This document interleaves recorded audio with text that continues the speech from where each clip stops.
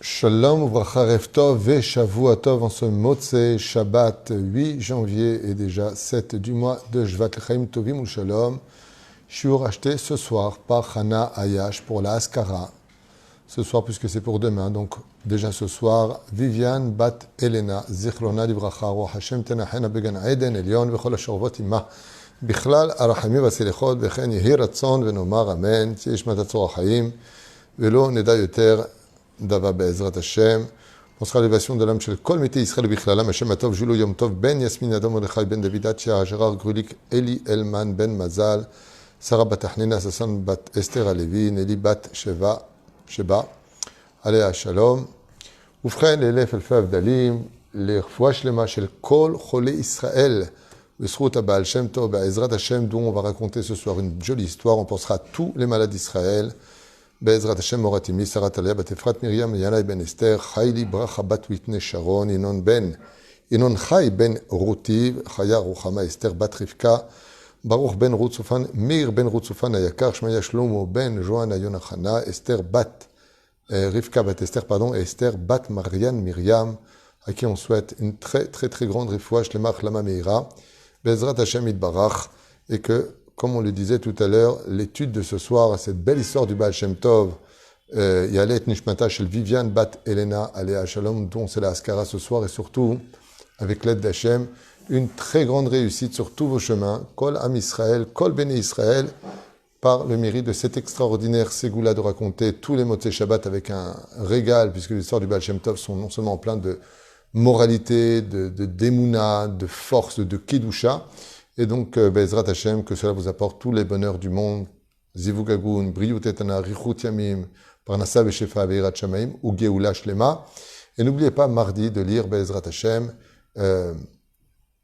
Geret Aman, puisque mardi on lit Kiret Yamsouf Shtem Echavichat Targum, Ségoula pour la Parnassa, comme explique le Shtem Luchot Abrit. Alors, sans plus tarder, une histoire du Baal Shem Tov à partager. Be'ezrat Hashem, c'est une grande Ségoula, une grande mitzvah de raconter tous les Motzei Shabbat pendant la Seuda Revi'it, entre autres, après avoir chanté en l'honneur de David Amelech, d'Eliou Hanavi Zachor Letov, pour une belle Geoula, les Kulanu, Be'ezrat Hashem Itbarach. C'est pour du Baal Shem Tov, avec une histoire très intéressante, prenante. Bien entendu, les histoires sont très longues dans le livre. Le livre que j'ai, c'est déjà 10 pages à lire. Donc, moi, je vous le fais en synopsis, je vous le fais en récit beaucoup plus court, mais qui mène au même résultat. En tout cas, je l'espère, Be'ezrat Hashem Itbarach. On parle d'un homme d'affaires du nom de Zalman, qui avait l'habitude de vendre dans la ville de Vilna. Il était originaire de la ville de Vilna. Il vendait du pishtan, du lin. Et il avait un rendez-vous très très très important avec un non-juif dont les sauts d'humeur n'étaient pas toujours agréables. C'était une personne qu'il était préférable de rencontrer quand il allait bien que quand il allait pas bien. Le seul problème, c'est qu'il était impossible de savoir quand il allait bien et quand il allait pas bien parce qu'il était très nerveux, très lunatique, très spécial comme personnage. Et voilà qu'une fois qu'il est arrivé dans cette ville, il voit une personne très pauvre qui s'approche de lui.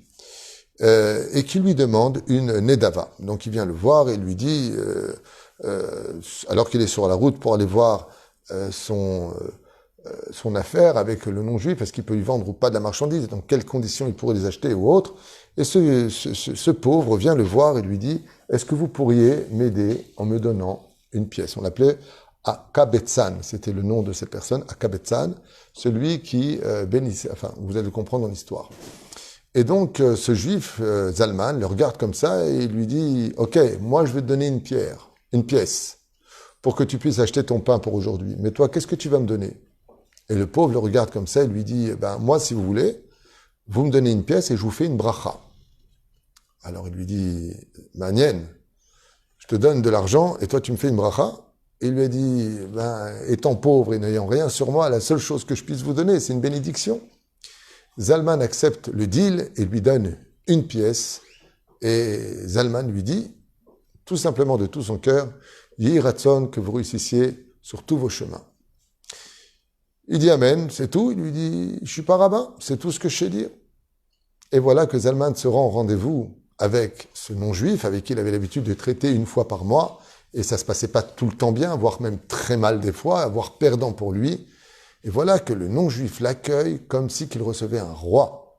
très étonné, Zalman s'assoit près de lui, il lui demande comment il va, comment vont les affaires, en quoi il peut l'aider. L'aider? Lui, il n'a pas l'habitude d'aider, lui, il veut que de l'argent, et il est très dur, et il s'énerve, il renverse tout. Et là, un accueil de rêve. Zalman comprend qu'il y a peut-être un rapport entre la bénédiction exceptionnelle qu'il venait de prendre avant de rencontrer cet homme d'affaires, et puis tout se passe non seulement bien, mais au-delà de toute pensée, lo Yehuman qui est sous part, le gars lui propose d'aller selon son contrat à lui, chose qui est totalement impossible. Et voilà que Zalman se retrouve très heureux, repart avec de la marchandise à moitié prix, il la revend très vite, et voilà que le mois d'après, il revient dans la ville et cherche tout de suite à rencontrer Akabetsan.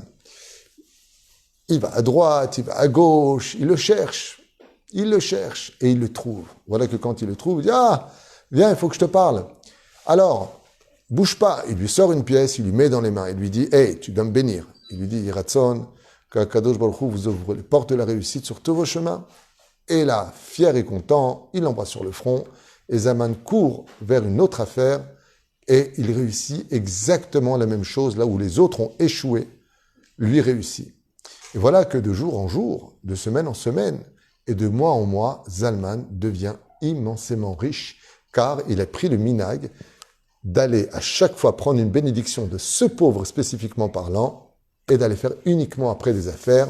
Et voilà qu'il lui donnait de l'argent. Jusqu'au jour où, une fois très enrichi, il arrive comme ça dans une taverne juive et il propose d'offrir à boire à tout le monde et à manger à tout le monde. Et puis voilà que tout le monde est très heureux. Et lui, il dit, bah oui, il faut que vous compreniez que je suis, grâce à Dieu, devenu très riche, grâce à un pauvre qui vit dans tel endroit. Et vous pouvez pas savoir combien une petite phrase de sa part peut rendre tellement de résultats incompréhensibles des gens qui voulaient même pas me vendre de la marchandise. M'en vendent, ceux qui voulaient pas me l'acheter me l'achètent, et en plus, sans discuter mes prix, je suis un homme heureux. Le bruit se fait entendre de partout, jusqu'à arriver aux oreilles du Baal Shem Tov, qui était un Medzibouche à l'époque. Et le Baal Shem Tov entend cette histoire, et puis il entend que Béhémet, ça se réalise. Alors il demande à ses élèves de bien vouloir aller chercher ce pauvre qui vit dans la rue, et de l'amener jusqu'à lui. Et voilà que quand le pauvre entend que le Baal Shem Tov demande à le rencontrer, c'est impensable. Lui, il est rien. Il vit dans la rue, sous un pont, dans des cartons. Très, très surpris, il accepte. Donc, on le met dans le carrosse du Baal Shem Tov et on l'amène jusque devant le Baal Shem Tov qui l'accueille, Besever Panim Yafot, avec beaucoup d'éloges. Et il lui propose tout de suite une soupe, il lui propose à manger. Et le Baal Shem Tov, il lui dit, alors à ce qui paraît, quand tu bénis quelqu'un, il est béni? Il dit, je sais pas. Moi, je sais pas. Oui, il y a une personne qui vient me voir, il me donne une pièce, avec ça je peux manger, et je le bénis. Il lui dit, tu sais que tu rends les gens très riches, tu sais que tu arrives, quand tu bénis une personne qui est malade, il te donne de l'argent, tu lui dis, il faut acheter les mains, simplement, tu sais qu'il guérit? Et le pauvre répond, non, je ne savais pas que ma parole avait plus de pouvoir que ça, bien au contraire. Il lui dit, regarde, j'aimerais que tu me racontes qui tu es et qu'est-ce que tu as fait de spécial pour que Akadosh Baruch Hu t'ait mis dans ta main à toi les clés de la bénédiction. Parce que seul quelqu'un d'exceptionnel peut arriver à un tel résultat. Il dit, écoutez, moi, j'ai rien d'exceptionnel, je ne suis même pas un Talmid Chacham, je suis rien du tout. Je suis juste un homme qui suis chayat de métier, je suis couturier. Et mon ami et moi, qui avons appris la couture ensemble, avons pris sur nous la mitzvah de coudre les vêtements des pauvres.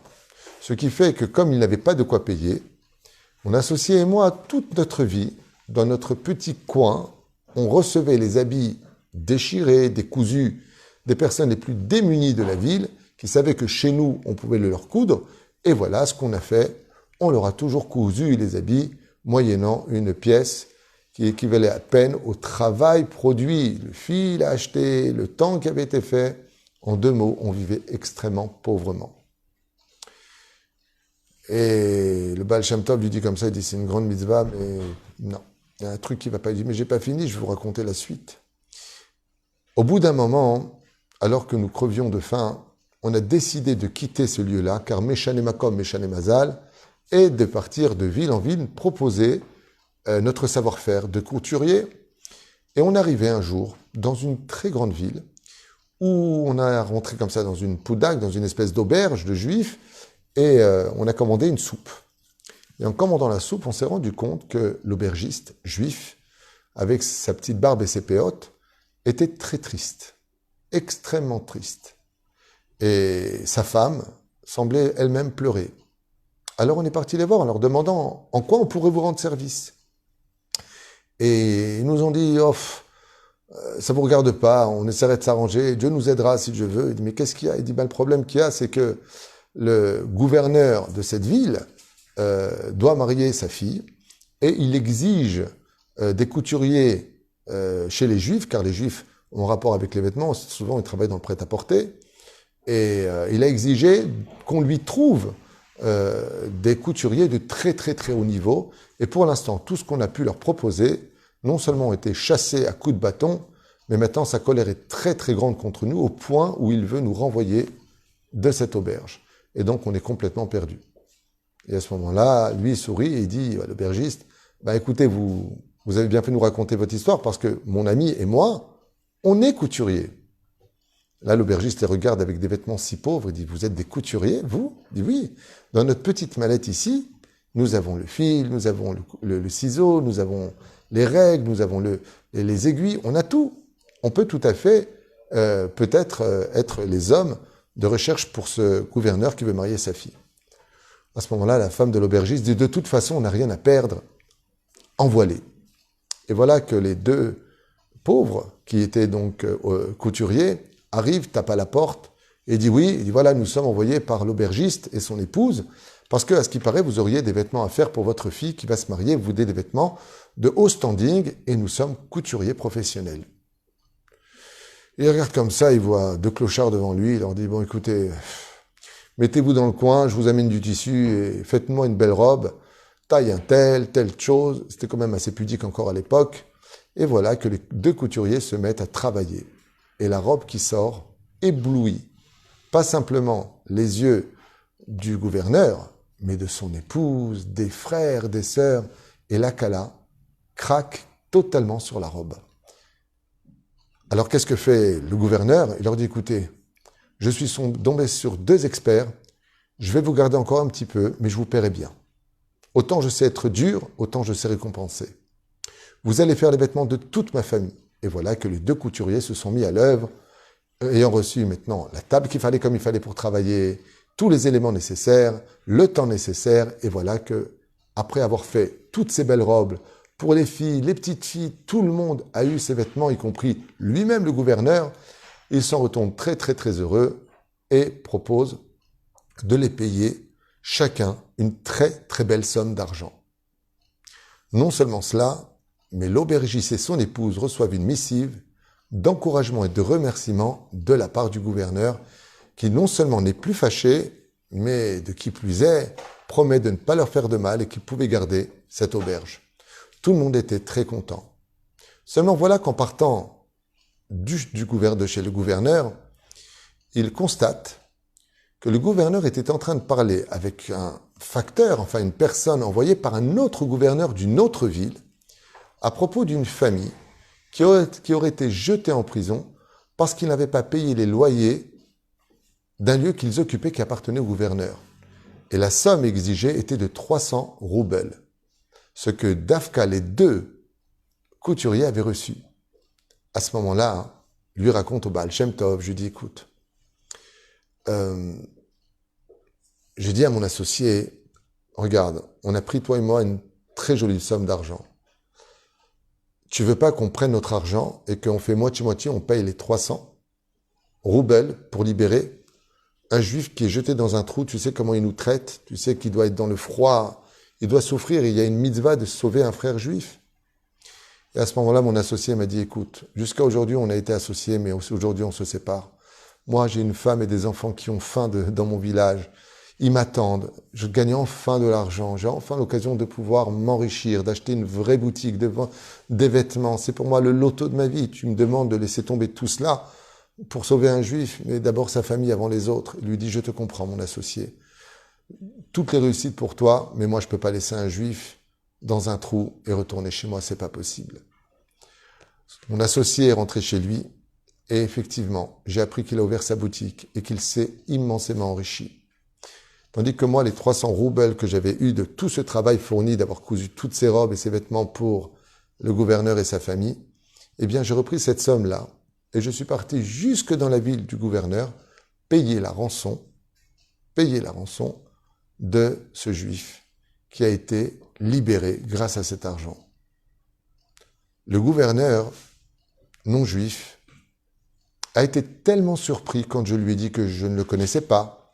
J'avais jamais entendu parler de lui avant. Il lui a dit quoi? Tu viens jusqu'ici habillé comme un clochard alors que tu as une telle somme d'argent sur toi donnée de mon ami gouverneur de la grande ville et tu prends tout cet argent que tu as tellement trimé pour laquelle tu as tout laissé tomber et tu le donnes pour sauver la vie de ce juif que tu ne connais même pas? Et le Chayat lui a répondu, le Kabetzan, il lui a dit oui, je ne peux pas laisser un juif. Nous avons une mitzvah dans le judaïsme que Dieu nous a donnée. Je ne suis pas un grand érudit, mais Pidyon Shvuim, c'est une mitzvah qu'on ne peut pas laisser tomber. Et c'est pour cela que je suis prêt à prendre tout ce loto que j'ai dans mes mains. Et au lieu d'en profiter et de remonter la pente, je préfère le donner. À ce moment-là, le gouverneur, très étonné, lui a dit « Baruch Eloké Israël, quel kiddush Hashem. Qu'est-ce qu'on peut apprendre des Juifs? Vous êtes exceptionnels. Alors libérez-le. Libérez-le. » Il lui a pris l'argent et il lui a dit « Sache une chose, tu es quelqu'un de très spécial. » Et il lui a dit le Baal Shem Tov, et depuis, qu'est-ce qui s'est passé? Il lui dit, depuis, je suis devenu encore plus pauvre. Mon associé n'est plus mon associé. Et je suis arrivé à un tel tas de misère, tel taux de misère, que je me suis bien demandé de la tzedaka dans la rue pour manger chaque jour un petit morceau de pain. Et jusqu'au jour où je suis tombé sur une personne qui m'a demandé une bénédiction. Alors, je préfère payer parce que je peux. Et comme je n'ai rien d'autre que ma bracha à donner, je lui ai donné ma bracha. Et depuis, beaucoup de gens viennent me voir et me demandent des bénédictions en contrepartie de cet argent. Le Baal Shem Tov lui a dit, ton œuvre est si grande, ton Kiddush Hashem est si important, que même moi, je ne peux pas te laisser repartir. Je te promets qu'à partir d'aujourd'hui, tu feras partie de la Chevra Kadisha, tu seras nourri, logé, blanchi, et que je vais t'apprendre toute la Torah. Et effectivement, l'histoire finit ici, avec ce grand tzaddik, qui était rien du tout quelque part. Ah non, excusez-moi, juste avant, il dit comme ça, tant que j'ai tourné les pages, il lui dit, Vod Baal Shem Tov, est-ce que j'aurais fâché à Hachem de ne pas avoir fait les choses plus vite, peut-être, pour que je sois si pauvre? Parce que depuis que j'ai fait cette mitzvah-là, j'ai jamais eu si peu d'argent, jamais eu aussi faim de toute ma vie, que depuis que j'ai fait une mitzvah pareille. Alors, non seulement je ne regrette pas la mitzvah, bien sûr, mais peut-être que Dieu il est fâché. Est-ce que vous avez un tikkun à me donner? Et c'est là que le Baal Shem Tov, quand il a entendu ça, il lui a dit, écoute, tu es d'un tel niveau, parce que quelqu'un d'autre, il lui a dit, ouais, j'ai fait ça à Dieu, donne-moi un loto, regarde ce que j'ai fait. Non seulement tu ne te plains pas, mais tu te remets même en question que peut-être que tu aurais fait chez Hachem parce que tu n'aurais pas fait la chose un peu plus vite. Il lui a dit, non, toi, tu peux être qu'un élève pour moi. Viens chez moi et apprends la Torah. Le Kachaya, Shuv lo Chazar Achayat Leiro, le Kabetzan, on l'appelait comme ça, non seulement n'est pas retourné dans sa ville, et là, Nishar Betzilo Shel Tzadik Baal Shem Tov, mais a étudié jusqu'à la fin de sa vie chez le Baal Shem Tov, jusqu'à être devenu un grand Talmid Chacham et un des fidèles élèves du Baal Shem Tov, toujours à ses côtés. Et le Baal Shem Tov avait l'habitude de dire, faites très attention à la parole de cet homme-là, car tout celui qui est béni est béni.